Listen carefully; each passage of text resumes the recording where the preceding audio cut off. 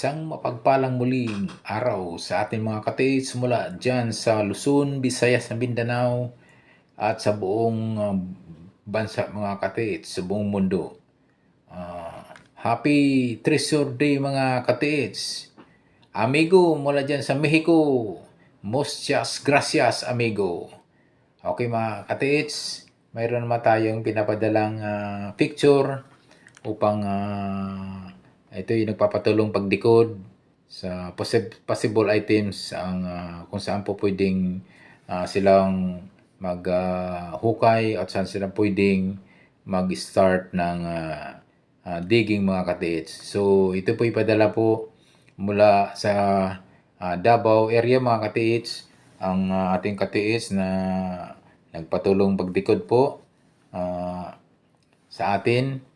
Atin pong tulungan po mga katiits sa pagdikod kung saang possible items o saan area ito nakalagay mga katiits. Okay po mga katiits na natin na pwedeng tumulong po.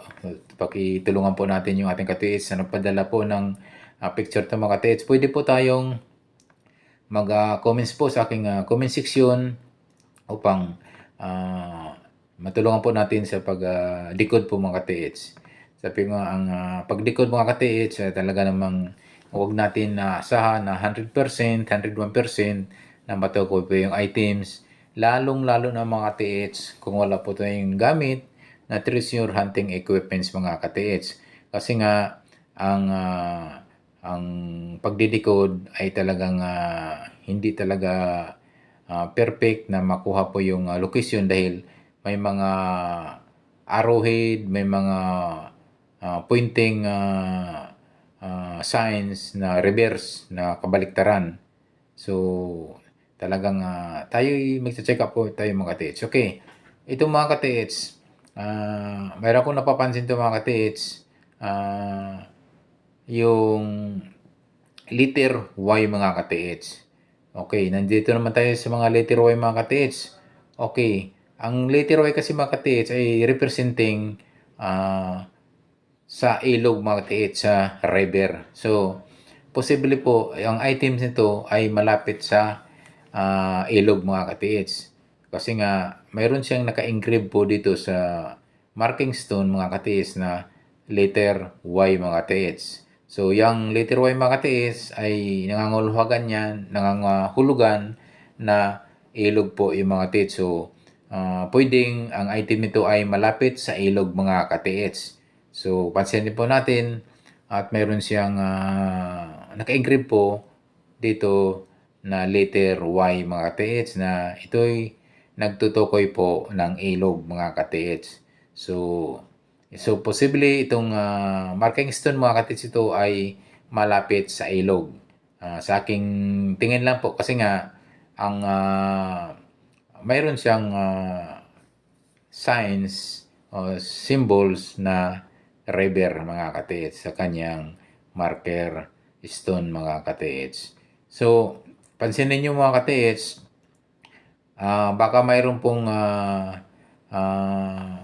mga counter signs po, baka may mga may mga old tree na mas malapit po sa kanya at may marami pong mga bato na nakapaligid na pwedeng maging counter sign sa kanyang pointing area sa item. Okay, meron ko napapansin, mayroon pang isang heart na medyo naka-engrave po dito, naka-hugis heart.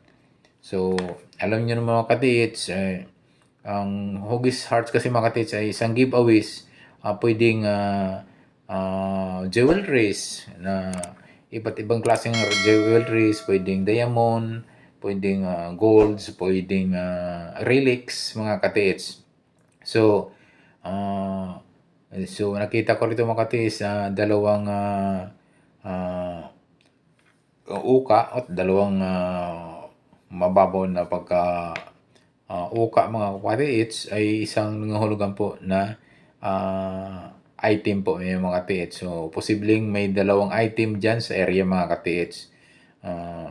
So, ito lang po mga katiits. Kung wala po tayong gamit po na metal detector or scanner locator ay ati pong subukan po na itisdig po natin yung area na possible na pwedeng na riyan po yung items mga ka-TH. So, napakaganda pong legit na legit po itong marking stone na mga ka-TH. Kasi nga mga ka-TH, kapag yung ganitong maraming ukit mga ka-TH ay isang nagre-represent yan na jewelries mga ka-TH. Isa yun sa maraming naka-hits mga ka-TH na ang mga ganyang klaseng markers, mga ganyang klaseng pinaka hugis may mga uka-uka si mga ka-TH na daming maraming butas ay nag-represent siya mga ka-TH ng jewelries mga ka-TH. So, posible po yung yung items na yan ay jewelries po mga ka-TH, yung giveaways na yan mga ka-TH. So, ito mga ka-TH, mayroon ko napapansin na medyo patulis pointing in between south and west mga ka-TH. So, i-check nyo yung area mula sa kanyang kinalalagyan ng itong marker stone mga ka-TH. Pwede nyong i-detect kung mayroon kayong metal detector o mayroon kayong scanner locator. Pwede nyo i-detect mga ka-TH mula sa distansyang 1 to 3 meters sa kanyang kinaposisyonan po ng marker stone mga ka-TH. So, i-check nyo po in between south and west mga ka-TH. From distance na 1 to 3 hanggang 3 meters mga ka-TH. So, i-check nyo po ng metal detector or scanner locator mga ka-TH. So, ang next yung mga ka-TH, yung pointing in between naman ng west and north mga ka-TH, i-check nyo rin mga ka-TH yung area na nandyan sa may bandang west and north mga ka-TH. Same distance mga ka-TH, pwede kayong mag-check dyan ng 1 to 3 meters ang layo mga ka-TH. So, pansinin nyo mga ka-TH, baka may nakapaligid itong mas malapit na mga pwedeng maging countersign like old century tree or mga batong hindi gaanong kalakihan na mayroong mga coordinated sign na tulad ng naka-engrave po dito na letter Y or may heart na naka-engrave po dito. Hugis heart, hugis letter Y na naka-engrave ng letter Y. So, i-check nyo mga ka-TH na posibleng mayroong items dyan na naka-pinpoint sa mga coordinated signs mga ka-TH. I-check nyo kung baka mayroong mga counter sign o mga counter markings ang baton nito mga ka-TH. So, magiging mapagpanuri mga ka-TH kasi nga ganun talaga ang magtitreasurehan ay talagang i-check na maigi kung alin po yung saan po banda yung item na kinalalagyan mga ka-TH. Okay, pwede nyo pong gamitan po ito ng compass mga ka-TH. Lalong-lalo na po kung halimbawa wala kayong gamit, compass lamang at wala kayong metal detector, wala kayong scanner locator. So, yung apat na anggulo mga ka-TH, i-check nyo po yung apat na anggulo sa baton na yan mga ka-TH. Okay, pwede nyo i-check mga ka-TH yung bandang east. Unahin nyo sa distansya po ng 1 to 3 meters mga ka-TH. Pwede kayong mag-testig dyan na hanggang 1 meter to hanggang 1.5 meters ang lalim. Kung wala naman kayong napapansin po sa lalim na yan, kung halimbawa 1.5 meters, yung deeply, yung kanyang inyong pag-check tisdig, pwede kayong lumipat doon sa bandang north. Same distance, 1 to 3 meters, pwede kayong mag-tisdig nyo rin yan. Ang ganun din yung west mga ka-TH. Yung distansya na 1 meter to 3 meters, ang distansya mula sa marking stone ito mga ka-TH.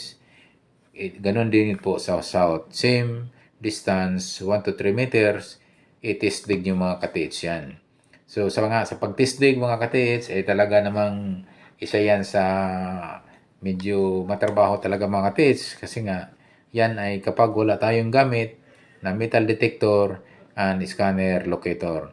So pwede kayo magtesting mga katiits nga ng ang layo mula sa kanyang posisyon ay 1 to 2 meters away ang So from east, then gawin niyo po, then sa kanyang reverse side sa west, same mga katiits, same distance mga katiits. Yun yung inyong test dig dahil nga minsan yung mga katiits po natin walang gamit po. So nagre-rely lang sa ating sa decoding, kung paano nila malocate po yung item, possible item na kinalalagyan po mga katiits. So nga, yung una nga, yung kanina sa east, 1 to 2 meters, then yung west, 1 to 2 meters away from the mother markings mga katiits. So, next yung mga katiits, yung ano nyo ay yung south.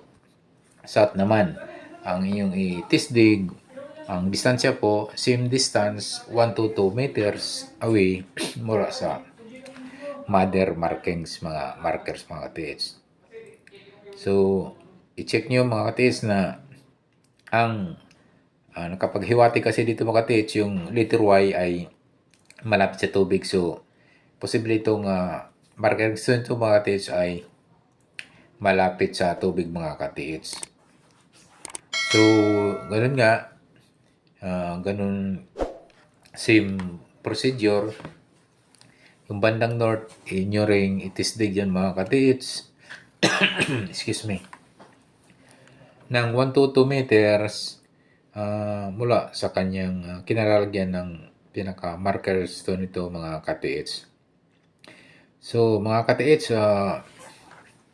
sana po ay ako ay nakatulong po sa inyong pinapadalang picture upang ma-decode po ang marker stone sign na ito mga katiits.